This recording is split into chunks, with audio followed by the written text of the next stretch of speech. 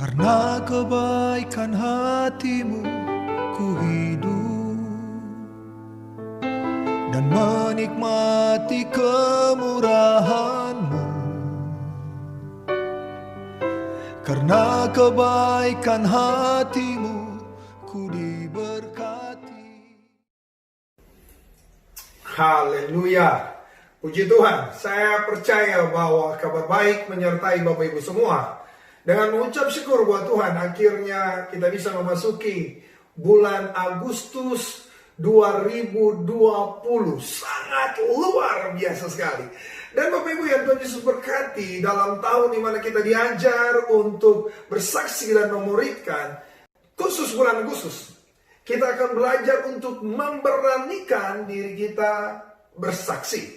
Di awal tahun, dalam khotbah awal tahun, saya sudah katakan kepada Bapak Ibu bahwa bersaksi adalah sebuah proses yang harus kita mulai dari dalam. Karena itu saya memakai kata beranikan dirimu. Ini bukan hukum otomatis. Untuk bersaksi kita perlu memacu diri kita. Kita perlu memacu diri kita untuk menyatakan apa yang Tuhan telah lakukan bagi kita kepada begitu banyak orang.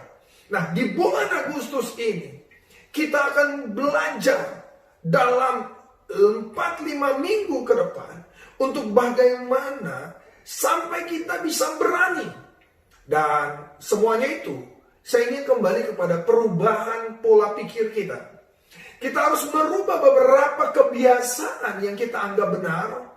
Nah, kita harus merubahnya sesuai dengan kebenaran yang hakiki. Dan khusus untuk minggu pertama di bulan Agustus ini, kebenaran pertama yang harus menguasai Bapak, Ibu, dan saya adalah bahwa satu jiwa berharga bagi Tuhan. Nah, saya ulangi lagi, bahwa satu jiwa sangat berharga bagi Tuhan. Bapak Ibu boleh membuka dalam Lukas pada pasalnya yang ke-15, ayat yang pertama hingga ayatnya yang ke-7. Perumpamaan tentang anak domba yang hilang. Nah, Bapak Ibu tolong baca kembali 7 ayat yang luar biasa dari Lukas 15 ini.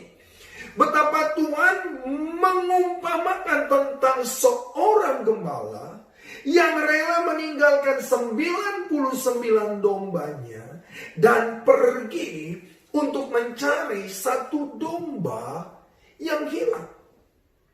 Kenapa Tuhan Yesus memberitakan ini dan memberikan perumpamaan ini? Kalau Bapak Ibu membaca ayat 1, ayat 2. Karena waktu Tuhan Yesus lagi duduk makan dengan orang-orang berdosa, tiba-tiba ahli Taurat, orang Farisi bersungut-sungut.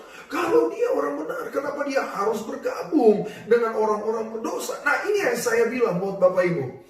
Ada beberapa pemikiran-pemikiran yang salah sehingga pada akhirnya sekalipun kita sudah bertobat, kita tidak berpikir, kita tidak bertindak memandang orang berdosa seperti yang Yesus lakukan. Satu jiwa berharga di mata Tuhan.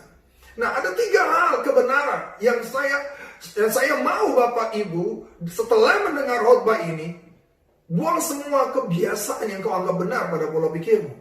Dan taruh apa yang saya katakan ini sebagai kebenaran di dalammu, sesuai dengan apa yang kita baca dari kebenaran firman Allah. Sehingga kita semua akan berlomba-lomba bersaksi tentang kebenaran. Supaya setiap orang tidak lagi binasa dan hidup dalam dosanya, tetapi lewat hidup kita akan ada banyak orang yang dapat bertobat dan menikmati perjanjian keselamatan. Yang pertama Bapak Ibu, pertobatan kita tidak harus menjadikan kita eksklusif dalam hidup. Saya ulangi, pertobatan saya dan Bapak Ibu harusnya tidak menjadikan kita eksklusif dalam hidup. Maksudnya apa? Terkadang waktu kita bertobat, karena ketakutan untuk berbuat dosa, akhirnya kita menarik diri dari kumpulan orang-orang berdosa. Catat ini baik-baik Bapak Ibu. Waktu saya dan Bapak Ibu bertobat, kita diwajibkan membenci dosa. Saya ulangi, waktu saya dan Bapak Ibu bertobat, kita diwajibkan oleh firman Allah membenci dosa, tapi bukan orang berdosa. Nah, ini perbedaan yang luar biasa. Nah, terkadang hidup bertobat kita membenci dosa, tapi sekaligus juga cara hidup kita seakan-akan kita membenci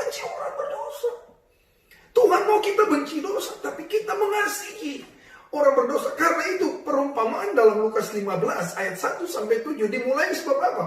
Kelompok-kelompok pendeta orang-orang agamawi ini merasa bahwa mereka orang benar, tidak boleh bergaul dengan orang-orang yang berdosa. Coba deh Bapak Ibu renungkan berapa lama kau bertobat. Dan terkadang kita tiba-tiba menjadikan diri kita seperti kumpulan orang-orang benar. Tuhan berkata gini, kita adalah terang dunia. Tapi bayangin kalau terang dan terang kumpul, jadi apa Bapak Ibu? Silau Bapak Ibu ya. Terang itu cuma berfungsi di tempat gelap. Coba Bapak Ibu punya rumah, Bapak Ibu nyalakan lilin, ada lampu. Lilin berfungsi tidak? Tidak ada fungsi, sebab fungsi lilin adalah menerangi. Jadi mari Bapak Ibu yang Tuhan Yesus berkati. Pertobatan adalah membenci dosa. Tapi bukan berarti menjauhi orang berdosa. Kebenaran kedua yang harus kita taruh pada paradigma kita. Salib adalah tempat orang berdosa, bukan orang benar. Nah, jangan lupakan itu. Terkadang waktu kita bertobat, kita ngerasa salib ini milikku. Dengar Bapak Ibu, Tuhan Yesus berkata, aku datang bukan untuk orang benar. Aku datang untuk memanggil orang berdosa. Jangan pernah lupakan ini. Jadi kalau saya dan Bapak Ibu bertobat, harusnya kita tidak menjauhi orang berdosa. Sebab apa? Di salib yang Tuhan inginkan datang di salib bukan orang benar, tetapi orang berdosa. Karena setiap orang berdosa waktu dia datang di kaki salib, dosanya diampuni. Dengan menjauhi orang berdosa, dengan merasa diri, dengan sebuah pemikiran, saya gak mau bergaul dengan dia, nanti saya berdosa. Dengar Bapak Ibu, kekuatan kebenaran sesungguhnya. Belajar dari Lot. Bapak Ibu lihat, Lot itu orang hebat. 2 Petrus pasal 2 mencatat dengan hebat tentang Lot. Tuhan menginginkan kita seperti Lot, mampu tetap benar di tengah segala dosa yang ada di sekitar kita. Hari ini begitu banyak orang masih berdosa. Sebab apa? Anda dan saya terlalu mengucilkan diri kita. Mari berbaur dengan semua orang di sekitar kita. Kita gak perlu berbuat dosa untuk menjangkau mereka. Tapi kita perlu pergi dan menyatakan kebenaran yang telah mengubah kita. Dan yang terakhir, dengarkan ini Bapak Ibu.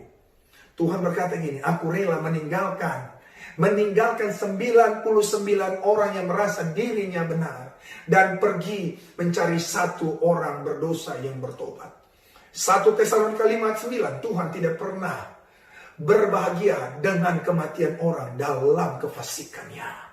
Dan Yohanes 3 ayat 16, karena begitu besar kasih Allah akan dunia ini, Tuhan sangat menginginkan setiap orang berdosa itu bertobat.